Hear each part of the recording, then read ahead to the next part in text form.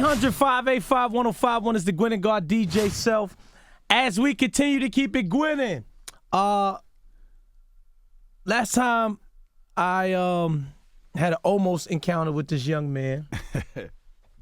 I was actually in Fort Knox, Tennessee. Am I correct? Yeah, we was in the Fort mountains. Knox, Tennessee. That's where I was at. Young Buck's in the building. Young y'all. buck shots, all of the above. I'm here. I don't know what was the hell I was doing in Fort Knox, Tennessee, but Getting money. Yeah. Which one is like the big? Nashville is the capital. Okay. And we're the number 2, I think, growing this city in the world right now. So everywhere you look around, it ain't numbers, skyscrapers everywhere. Everything is developing. In Nashville. I did see a lot of like a big strip, look like Vegas or something like that. Yeah. That's the Country Music Hall of Fame. They got their own areas where they Okay, really let it be known. So now you're saying skyscrapers and things like that. Yeah. Describe, I guess, coming up in Nashville right now. Everything has totally changed, honestly, man. When I was in the streets, by force, not choice, it was more of a Cashville thing. Okay. Now our city has grown and it's becoming, with us having a few professional teams. We got the hockey there, we got the NFL, and we got the Grizzlies, but they in Memphis. Mm-hmm. It's just kind of, modernized the city a lot. All of our housing developing places has been tore down. The rejuvenafication thing that they doing around the world, we play a big part in that in Nashville. So you got a lot of older people that's losing their homes and things of that nature because they in situations where when you have a city that's growing at the capacity of how we're growing, it's like, look, we give you a choice where you can go. If you don't want to go, we're going to take it anyway from you.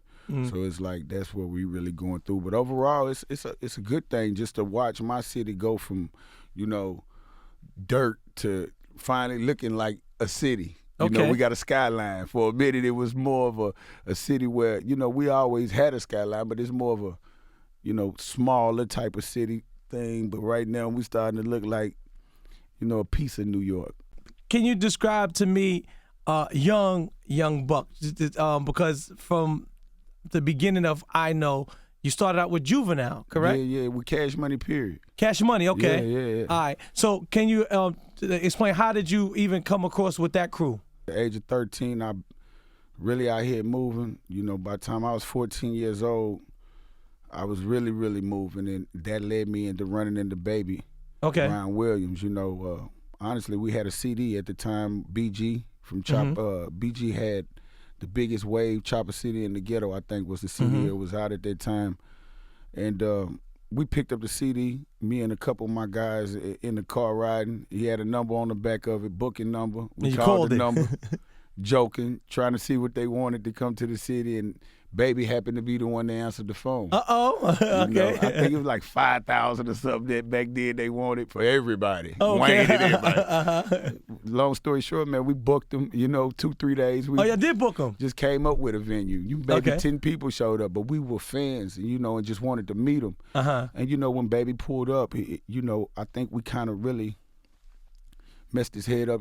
Like I say, my age and my circle of individuals, we were real young, getting a lot of money, so we pulled up and picked him up from the airport, and he was more or less, I think, amazed at the age that we were and moving how we was moving. He developed a relationship with my brother, Lil Jimmy, and from there, that's where my career kind of started with them because once he found it out that I could rap, his first words was call Wayne in here.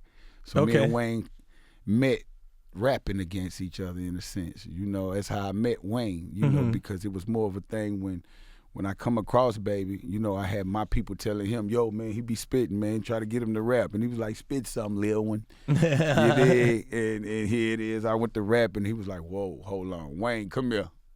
So it kind of turned off into a thing where Wayne would spit, I would spit. Wayne spit, I would spit. I ain't gonna say who won. I just say I left respected with a plane ticket the next day. They never hello. Yeah. My years from 14 up to about 20, 21, just moving with the team, looking to play my position and getting a chance when he put me in the game. And like I say, I don't blame nobody. It never happened. But at the same time, I took all the game that I had got from Baby and went back home and independently started to grind. The Cash Money, how did you get off that roster? And it was more of a thing where, you know, you would see me, everybody would know me. I'm even tatted up from the skin and all of that good stuff. You know, I was always loyal to what I was a part of, but we never got to the contractual side of things. You know, you would see our cars like in the Hunt video, the yellow Ferrari and all the cars in there. We drove them from Cashville to the videos. We dressed the picture up. You get what I'm saying? To make everything add up to what it is now with them guys. And you know, like I say, my opportunity wasn't given to me through Cash Money. I took what I got and learned from Baby. Just the crew it itself, and went back home and independently started pushing myself. And that led up into me getting a call back from Baby when I was 21. You know what I'm saying? Saying, hey, man, I'm about to put this group together. I want you to come be a part of it. And the group name was? Head Busters. The Head Busters, okay. Yeah, rest in peace to his nephew, Lil Derek, and as well as Stone. Stone died in the penitentiary with me. I got a chance to meet Stone, actually. Yeah, he died in the penitentiary. Lack, too. It was a guy named Lack, too. Lack was a part of the group. It was I'm from New York, man. I'm familiar. And hello? I see, straight up. The group was going to be me, Lack, Stone, and Derek. And it never happened, but in the process of being back up there with them, like I say, I ended up running into juvie, and things kind of wasn't the way it was when I left. So when I got to juvie, I'm like, man, what's going on? And that's when he explained that he was going through a situation at the time, as well as I think Wayne or Manny and everybody was. And he was like, yo, man, I got my own thing going, UTP. He just said one thing to me that kind of made me make my decision from there. He was more like, you know, I can't make you no promises, but one thing I can promise is that you're gonna be heard. You know, you've been around for a long time. You deserve to be heard. Got you. And that was all. It was all I ever wanted from the beginning. You know what I'm saying? Was that opportunity to be heard. You know, let the fans, let the people be the judge of me. And he gave me that opportunity. You know, and things kind of started getting bumpy out of the years between, you know, juvie and his legal situations of dealing with Cash Money at the time. And he sit us all down, meaning me and the other artists that he had, and let us know, you know, if opportunity comes in front for y'all, take full advantage of it, because I'm at a place where I can't really hold this together, man. I'm trying to really get myself together. And honestly, man, with him telling me that, within that same week, I found myself in New York with juvie. And 50 was real big at the time, you know what I'm saying, in the mixtape world. He was just now really lighting it up out here, and when we got here, that was like the wave, you know what I'm saying. And I listened to it, I'm like, man, that's your man from back in the day, you know, of course, you know.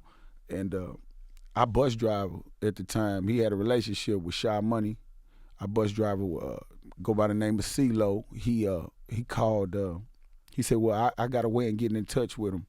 You know what I'm saying? And I think he called Shy. Shy ended up calling 50, and Juvenile had a studio on the bus. Juvenile came by, and 50 came by. He brought Banks, Yayo, and everybody with him. And that was my first experience of kind of ever seeing and meeting 50. And from the beginning, I was like, you know, honestly, man, my first time meeting 50, I didn't know if it was a robbery or what it was going to be. You know, 50 really pull up. And he pulled up the right way. I'm like, man, he's serious. You feel me? So out of that meeting, I was playing a record on the bus, man, constantly. And then Banks got up and went to the back of the bus and told 50, yo, man, you got to come here and hear this record. And 50 just, honestly, man, he didn't say two words. He just came, heard the record, shook his head, and was like, yo, that's jumping. And walked back. And like I say, in like a week or two later, I had went to California with juvie. Things didn't work out. And that was kind of like my breaking point. Because what happened that it didn't work out? You know, I'll be very delicate when I speak on this situation. Because I spoke on it in the music, you know.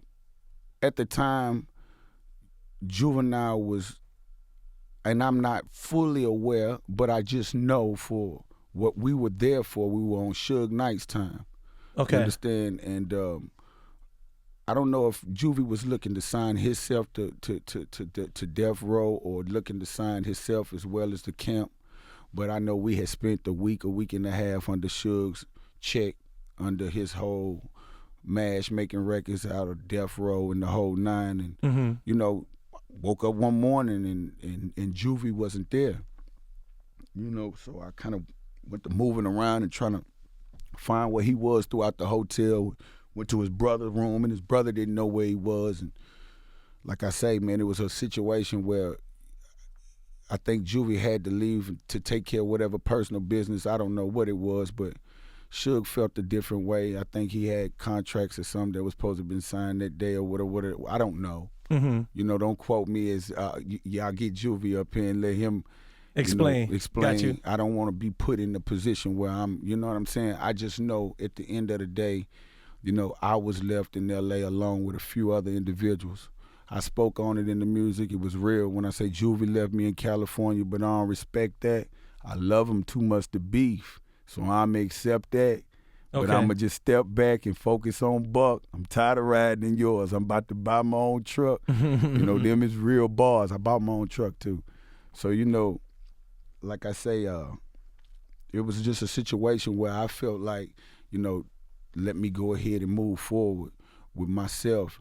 And I guess that was one of the biggest blessings I've got, because moving forward from that, a week later I was getting a call from Shot Money asking me, you know, what's going on with you? And I'm like, yo, man, you know, I kind of just stepped back from the whole situation I was in, and I'm just here.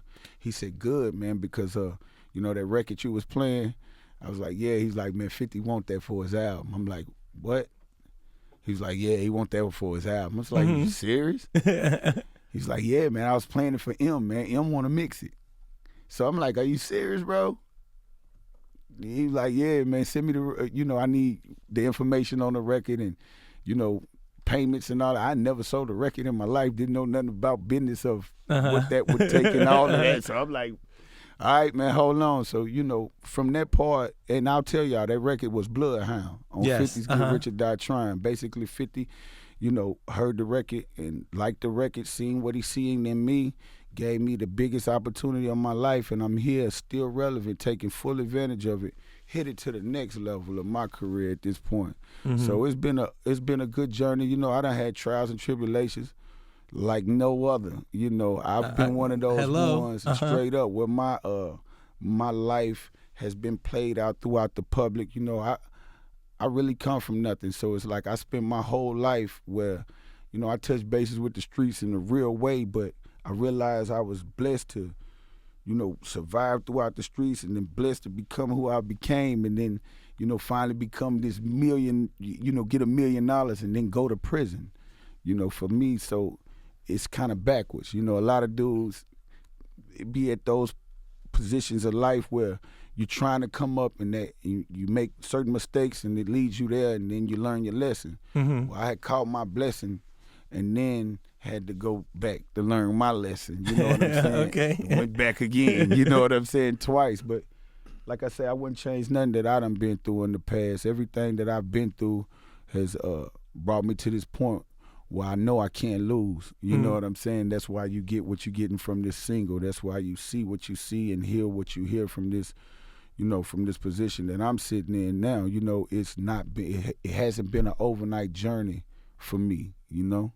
Did you feel any pressure being from the South and being with a whole bunch of New York artists? I really wouldn't call it pressure, but I felt like I had to show up. And I always do, and probably never will not stop feeling that way. You know, I feel like the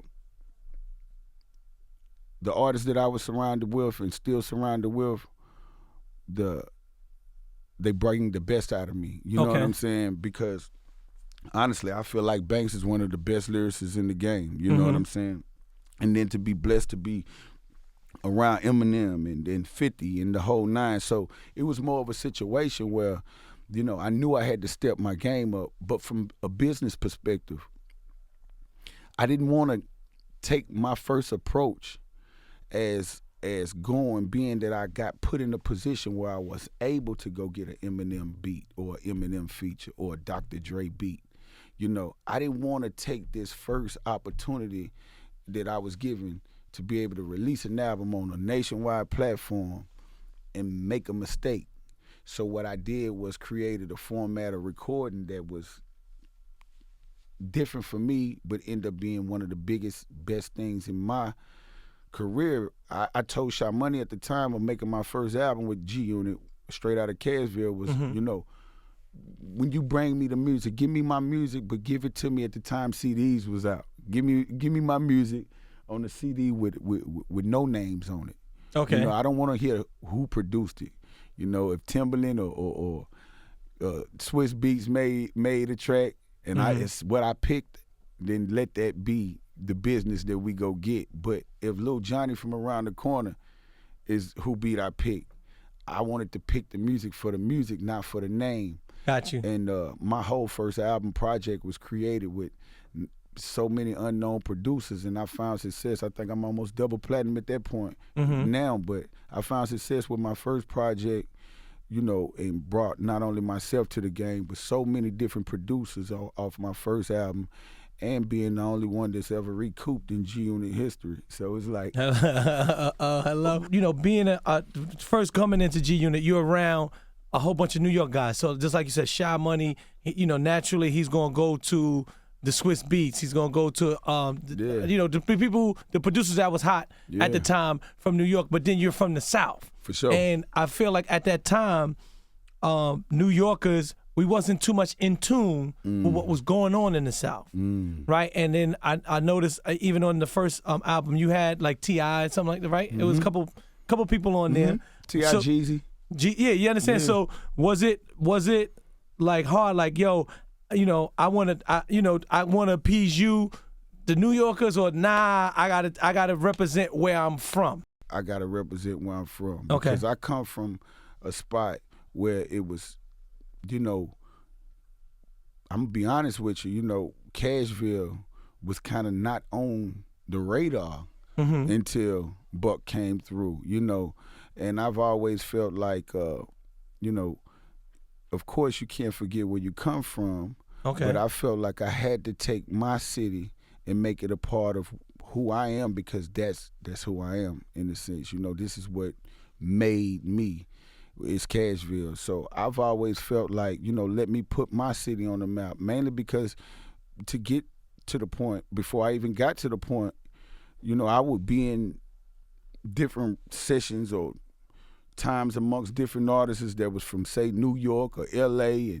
and I would immediately kind of get that downshift because I was from Nashville. Okay. I might be better than all these dudes in here. But the fact that they from these bigger areas, bigger cities, it gives them the first look. You know what I'm saying? And it's been like that, you know, for a while, kind of like, you know, I'm an open book. I've been a ghost to a lot of things in this game for quite some time. So I've always felt like as long as I continue to play my part, my time is coming, and I can honestly say my time is now. You know what I'm saying? So your style of rhyming or rapping, whatever you want to call it, I feel like you are a person with lyrics. Without a doubt. And a lot of times they, you know, now it's like a new wave of rapping. Yeah. So and you know, especially coming from the South, like we from up north, so Atlanta, Tennessee, Louisiana, all that is the same to us. You know, everybody's from Atlanta. Yeah. You could be from Memphis, whatever.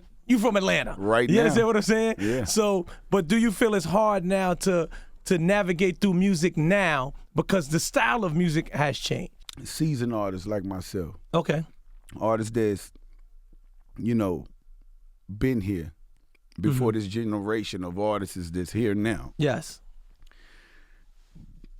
I don't think, you know, trying to go into their world is the right way to go. You understand what I'm saying? Meaning that a lot of these artists I've realized, and steady more day to day start to realize that a lot of them was breeded and come up from off of what they heard before them, whether it was G-Unit or any of these other guys. And they always respected what they heard from us then. You understand? And I feel like if we take that away from trying to go into what they're doing, then what are we gonna, you know what I'm saying? Like, where do we okay. leave them at? So Okay. it's more of a situation with me of, I've always stuck to doing me, you know, and doing what works for you. Some artists can, you know, go off into different lanes with the artists that, you know, may not be as lyrical as some of the artists. And I'm one of those artists that can adapt to everything. Like I say, I'm a ghost to a lot of this in a lot of situations. You'll be surprised. Okay. Like I say, different artists got different things. I'm one that can adapt to any way of making the music, period. But for me, I'm not gonna come out of my element of who I am as an artist to follow no wave. I'd rather ride my own wave that I create, or I would rather, you know, if it's something that I could do that's in my own lane to add to the wave, of course. Got you. But I'm not gonna go jump on a wave that I know that I can't ride, or try to ride a wave that I know is not my wave. Off on G Unit, am I correct? Well, I'm guessing that everything is cool now. It's always been cool. Okay. I mean, well, if you were off, that means it had to be some type of people disagree all the time. You're right. So I don't want you to feel like anybody gonna feel like it's bad to be in a disagreement with someone. You know, me and 50, when we had our differences, we never spoke for 7 years straight. 7 years, not even a text, not even a phone call, At that time, were you still contractually to yes. sign under him? Okay. Yes. I was contractually still signed to G Unit. I was fighting to be off at the time of G Unit, of course, of going through what we were going through. But for 7 years, I had no communication, contact, or nothing with 50. And now I can look back and say, you know, it was because I stand for something, and he does too. Okay. You know what I'm saying?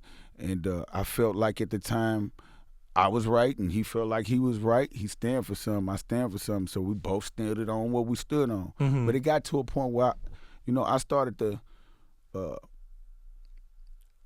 realize that, it started not making sense to me.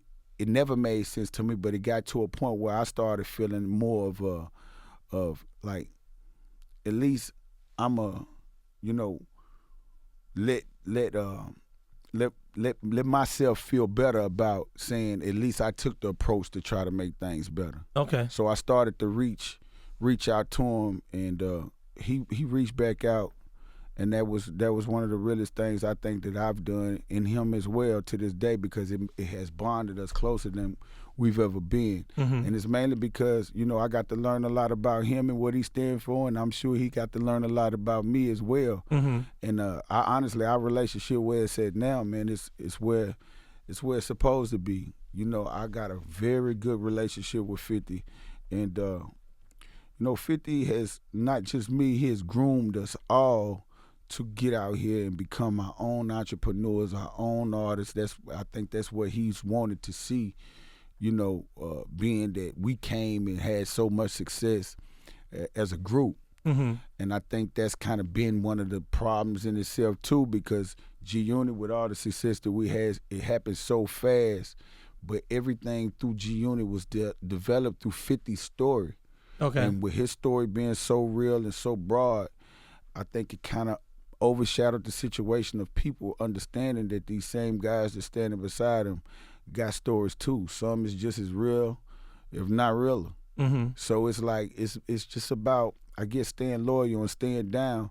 And then, when my time is around like now to get my side and my story, where the people want to hear my story, you can't force nothing. These people gonna let you know what they want. We couldn't stop God's plan if you want it. I've never pressured nobody to play a record for me or none of that, because you can't stop God's plan. You can have an individual say, "No, man, I don't like it," and I'll be like, "It's cool." You know what I'm saying? So for me, it's more of a situation that's just about, staying focused and going to this next level. Like the whole Lloyd Banks situation. I was like, it just came out. Lloyd Banks is off for G Unit. First of all, I don't know if that's official or if it's real. Yeah. And then he Instagrammed it, tweeted it. So I don't even know if is that real. First off, I really truly don't know. And one thing I will say, of course, that's my brother. for me to sit here and say, which one is your brother? Banks. Banks. Okay, got you. Yayo and 50. Got you. As well as Uncle Murder. Mm-hmm. You understand what I'm saying? If you're the unit, you my brother. Got you. You understand me? So, when it comes to that, with Banks, of course I wouldn't dare sit here and say I would want to see my brother somewhere other than the unit with us. Got you. You understand what I'm saying? But I will say this.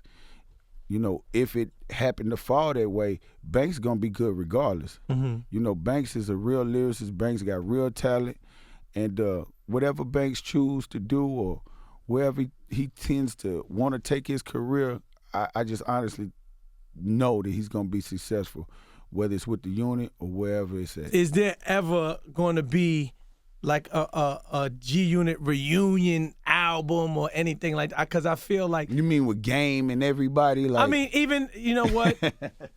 Maybe the Game situation might be a little touchy. I don't know. But even just with to me, the original crew. The original crew. Banks, Yayo, Buck, 50. I mean, we had a reunion. Yeah, I did. And how did that go? We didn't have nothing to do with that. I don't understand what you mean you had nothing to do with that. I mean, at the reunion that we did, things happened at the reunion. Okay. And I think he kind of overshadowed the reunion. You know what I'm saying? So we've been together.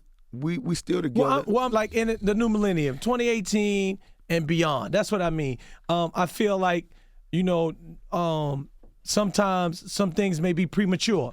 So right. When I say that, meaning, to me, you have to be missed to be loved or to be wanted. And, maybe, it just was too soon. But to me, I feel like retro, is the thing now. And I feel like this would be a good time for the gang to even come up and do radio freestyles, mixtapes, and then put out a whole album. Now, I feel like this is a great time. I'm even looking at your face now. You're glowing when because that idea you right, in man. your mind. Your idea, because you're right, okay, Self. I can't sit here and act like you're not right. But the powers that be, which is 50. Okay, got you. When he, decides to move forward with whatever dealing with G Unit, then that's the way it's gonna roll. Do you ever sit and talk and say, "Hey"? Of course. Okay. I just talked with him before I came up here with you, saying got you. the same thing. That's why you see me smiling. Like, okay. Like, man, Fifth. We need to mash. It's time to mash. I'm finna go ahead and give Self this birthday present record real quick. Here you go, Self. Get New York this. Outside of just my single. I got something that's really finna. Here you go, Self. Okay. And that's the conversation I had with 54. I pulled up like, yo, man, the picture that I love seeing is all us together, Phil. Ain't nothing like us mashing together. Ain't nothing like the team when we together mashing together. And that's just the way I want to see it. I don't know. If the Banks post he had up is took down. Okay, that's a start. Yeah, it's a start. Okay, I got you. So I don't know. I don't know. Okay. I don't know what to say when it comes to 50. Like that's a start. Like, all right. I play my position. And I work, and do what I got to do, and then I try to keep all my brothers, on the same page. When you got a group of grown men, everybody got different personalities. Got you. Different appetites. Everybody got. Most of us, everybody got children. So it's like everybody got different visions for their careers and things. And some people may see it this way and they may see it that way. But somewhere in the middle, you got to find that collective spot where we all can come to an agreement on things to be able to move forward, not just for ourselves, but for the fans, for our families and everything else. So I've always tried to play and gonna always play, the magnet to everybody. I feel like when things if me and 50 can go through what we went through and then come back and stand where we stand at, I feel like it ain't nobody that within the crew that may have a misunderstanding with whether it was with either one of us. We should be able to, straighten it out keep family business where it's supposed to be at. You know what I'm saying? That's how I look at things. And like I say, man, the unit, we good. You know, I'm the captain of the ship. I make sure we good. We got this. On your new project, maybe we can get, verses from everybody on a song, maybe like a... Yeah, of course. I'm not playing. Okay, I'm just sitting here having a good conversation with you. Okay. Enjoying this. I just told 50. You know what I'm saying? I need that feel back. We need that feel back. Mm-hmm. And then I kind of throw it at him like, how you feel about Dre coming on board and pushing this project out? This is this probably the biggest album, the best album, the strongest album I've ever created in my life that I've been working on. So it's like, hey, man, let's go. What's the name of this project? Unexpected. I wouldn't even say halfway Got through you. it, mm-hmm. But I'm a few records all the way in, mm-hmm. And shout out to Battle Cat. I've been on the West Coast lately, putting in a lot of work with Battle Cat, Cocaine, the legend out that way, mm-hmm. Chill, a few big producers from out that way. And I had a brief, quick conversation with Dre. Never nothing about, No, he owe you one or something like that, right? He owe you one, though. Honestly, man, I think he owe you one. It's all right. I think I owe him one. Okay. Honestly, I think I owe him one. But I had a quick conversation with Dre. I haven't been able to see him in so long. And I just wanted, when I did talk to him, I was like, man, I want to kind of bring that feel back, Dre. He was like, yo, man, you need to get in front of me. And that's the mission.